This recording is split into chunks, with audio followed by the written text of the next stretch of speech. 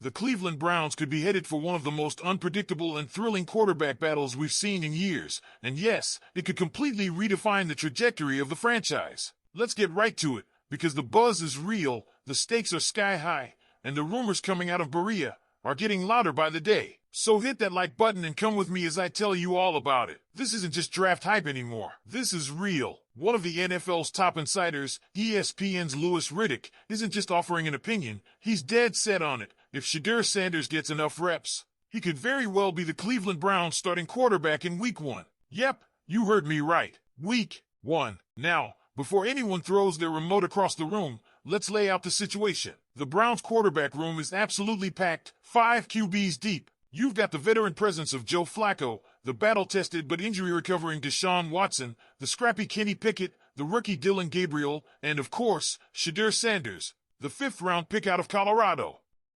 And yet, despite being drafted in the later rounds, Sanders is already generating major buzz. Here's where it gets even crazier. Deshaun Watson's status is murky at best. Coming off an Achilles injury, there are legitimate concerns about whether he'll be ready when the Browns kick off their season against the Bengals on September 7th.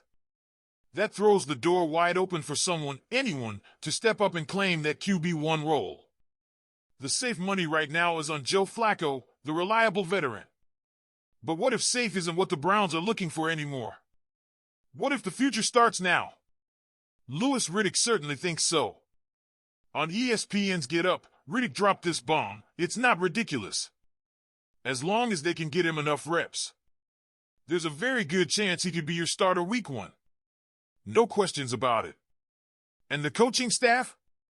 Well, they aren't exactly shutting that door either.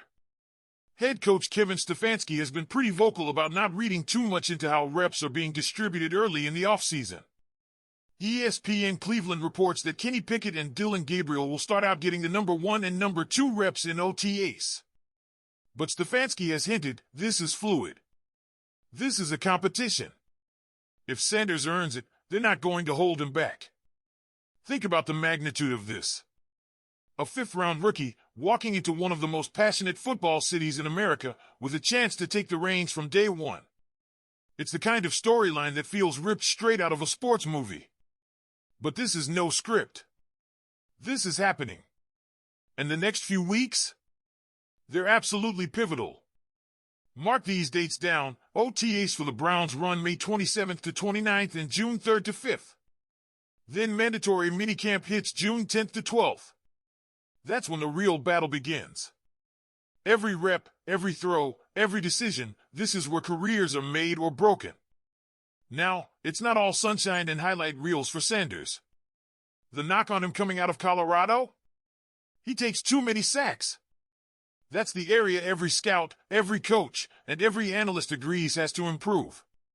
But when it comes to throwing the football, accuracy, poise, decision-making, Sanders has shown he's got it. Just look at the numbers. In 2024 with Colorado, he threw for a jaw-dropping 4,134 yards and 32 touchdowns, with just 10 interceptions. That's not just good, that's elite production at the collegiate level. And it's not just the quarterback position that's heating up. Let's pivot to something that's quietly brewing beneath the surface, this running back room. The Browns didn't just stockpile talent at quarterback. They went out and made a major statement in the draft by grabbing not one, but 2 running backs who are already drawing national attention. Quentin Judkins, remember the name, is projected to be the lead back. ESPN ranks him in the lead backs tier alongside big names like Amarian Hampton and R.J. Harvey. That's right.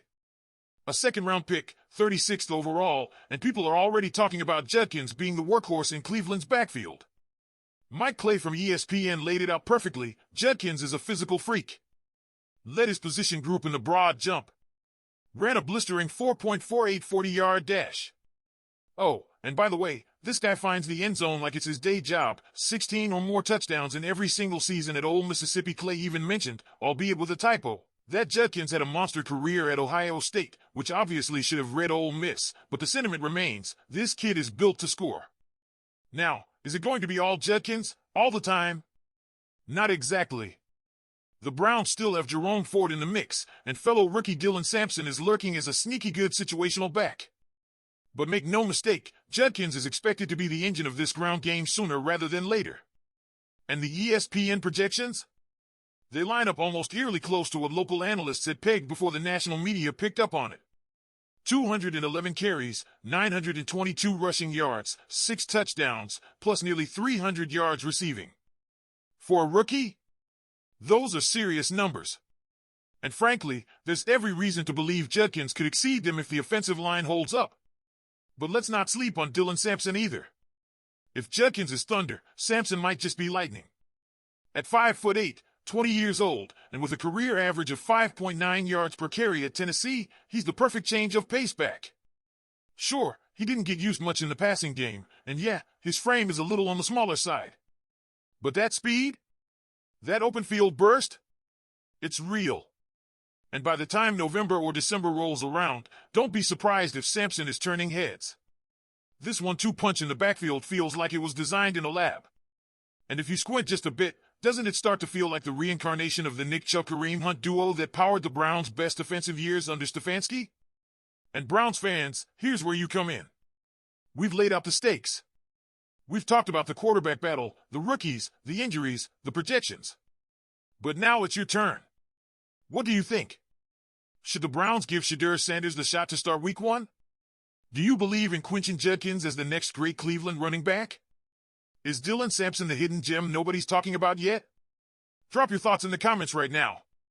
And speaking of something special, let's not ignore how this front office absolutely nailed the 2025 NFL Draft. Let's be real, when was the last time Browns fans felt this confident about how a draft class could immediately impact the season? Because this one? It's different. The pieces are aligning, the competition is fierce, and the potential, it's sky high. Let's get back to Shedeur Sanders for a second. The real X factor here isn't just his raw talent, it's how Kevin Stefanski and this coaching staff choose to handle the reps. Louis Riddick hit the nail on the head when he said, if this is an organic competition with a level playing field, he could be your starter Week 1. No questions about it. That's not just analyst talk, that's a direct challenge to the coaching staff.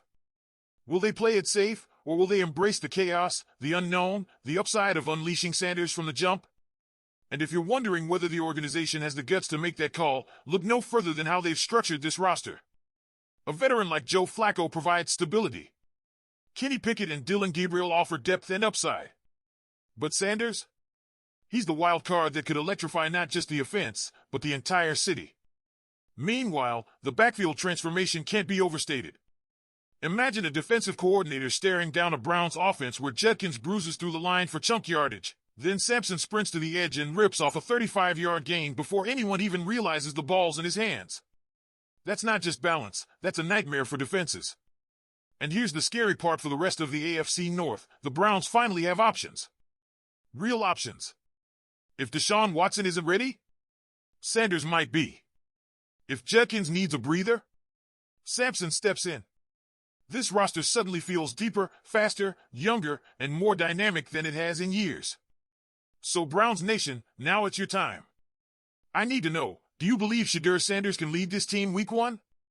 Do you trust Judkins and Sampson to reignite this ground game and carry the load? Drop your thoughts in the comments, smash that like button, and don't forget to subscribe for everything Cleveland Browns. Go Browns!